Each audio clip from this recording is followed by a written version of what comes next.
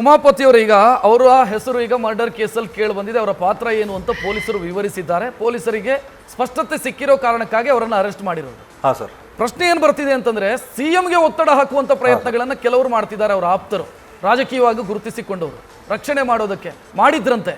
ಅವ್ರ ಬಗ್ಗೆ ಏನು ಹೇಳ್ತೀರಿ ಸರ್? ಅವ್ರಿಗೆಲ್ಲ ನಾಚಿಕೆ ಆಗಬೇಕು ಸರ್. ನಿಜವಾಗ್ಲೂ ಅವ್ರಿಗೆಲ್ಲ ಪಬ್ಲಿಕಲ್ಲಿ ಚೀಮಾರಿ ಹಾಕ್ಬೇಕು ಯಾರ್ಯಾರು ಸಹಕಾರ ಮಾಡ್ತಾ ಇದ್ದಾರೆ. ನನಗೆ ಗೊತ್ತಿರೋ ಪ್ರಕಾರ ಸನ್ಮಾನ್ಯ ಮುಖ್ಯಮಂತ್ರಿಗಳು ಯಾವುದೇ ಕಾರಣಕ್ಕೂ ಈ ವಿಚಾರದಲ್ಲಿ ಕಠೋರವಾದ ನಿರ್ಧಾರ ತೊಗೊಂಡಿದ್ದಾರೆ. ನ್ಯಾಯ ಏನಿದೆ ಮತ್ತು ತನಿಖೆ ಏನಾಗ್ತದೆ ಅದು ಯಾವುದೇ ಕಾರಣಕ್ಕೂ ಹಳ್ಳ ಹಿಡಿಬಾರ್ದು ಅನ್ನೋದು ಮಾನ್ಯ ಮುಖ್ಯಮಂತ್ರಿಗಳು ಆದೇಶ ಮಾಡಿದ್ದಾರೆ. ಮತ್ತು ಮಾನ್ಯ ಗೃಹ ಮಂತ್ರಿಗಳು ಕೂಡ ಯಾವುದೇ ಕಾರಣಕ್ಕೂ ಈ ವಿಚಾರದಲ್ಲಿ ಯಾರೇ ಪ್ರೆಷರ್ ಹಾಕಿದ್ರು ಕೂಡ ನೀವು ತಲೆ ಕೆಡಿಸ್ಕೊಳ್ಳದೆ ಕೆಲಸ ಮಾಡಿ ಅಂತೇಳಿ ಆದೇಶ ಮಾಡಿದ್ದಾರೆ ಅಂತ ಒಂದು ಮಾಹಿತಿ ಬಂತು.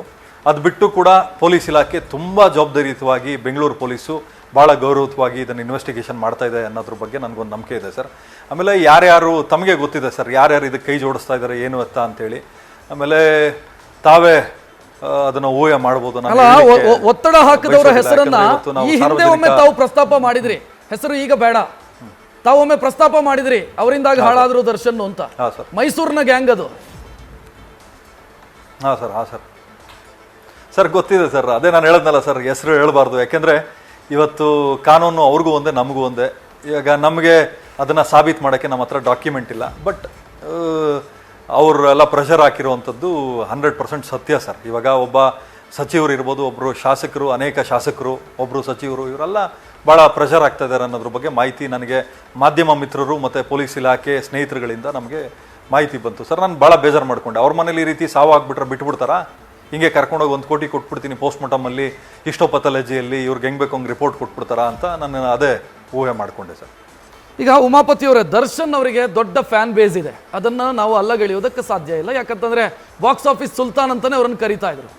ಸೊ ಅಂಥ ಫ್ಯಾನ್ ಬೇಸ್ ಇರುವಂಥ ನಟ ಇವತ್ತು ಅರೆಸ್ಟ್ ಆಗಿರುವಂಥ ಆರೋಪಿಗಳನ್ನು ನೋಡಿದರೆ ಅವರ ಅಭಿಮಾನಿಗಳೇ ಇದ್ದಾರೆ. ಅವರ ಅಭಿಮಾನಿ ಸಂಘದ ಅಧ್ಯಕ್ಷ ಒಬ್ಬ ಮತ್ತು ಅಭಿಮಾನಿ ಸಂಘದ ಕಾರ್ಯದರ್ಶಿಗಳು ಅವರು ಇವರು ಇಂಥವರೆಲ್ಲ ಇದ್ದಾರೆ. ಹೌದೌದು. ಅಂದರೆ ಅಭಿಮಾನಿಗಳನ್ನು ಈ ರೀತಿ ದುರ್ಬಳಕೆ ಮಾಡಿಕೊಂಡ ಅಂತಂದರೆ ಏನು ಹೇಳಬೇಕು ಉಮಾಪತಿಯವರೇ ಇದಕ್ಕೆ?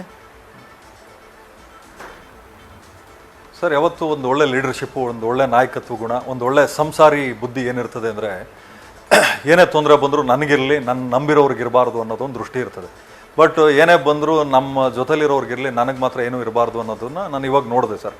ಇರಲಿ ಸರ್, ಯಾರ ಕಣ್ಣು ದೃಷ್ಟಿಯಲ್ಲಿ ಅಥವಾ ಯಾರು ಇದರಿಂದ ಇವರು ಎಸ್ಕೇಪ್ ಆದರೂ ಕೂಡ ಮೇಲೊಬ್ಬ ಭಗವಂತ ಕರ್ಮ ಅನ್ನೋ ದೃಷ್ಟಿಯಿಂದ ಇವರು ಯಾವತ್ತೂ ಎಸ್ಕೇಪ್ ಆಗಕ್ಕೆ ಸಾಧ್ಯ ಇಲ್ಲ ಸರ್. ತಪ್ಪು ಮಾಡಿದರೆ ಶಿಕ್ಷೆ ಆಗಲೇಬೇಕು ಅಷ್ಟೇ. ನ್ಯೂಸ್ ಫಸ್ಟ್, ನಿರ್ಭೀತಿಯಿಂದ ನಿಮ್ಮ ಪರವಾಗಿ.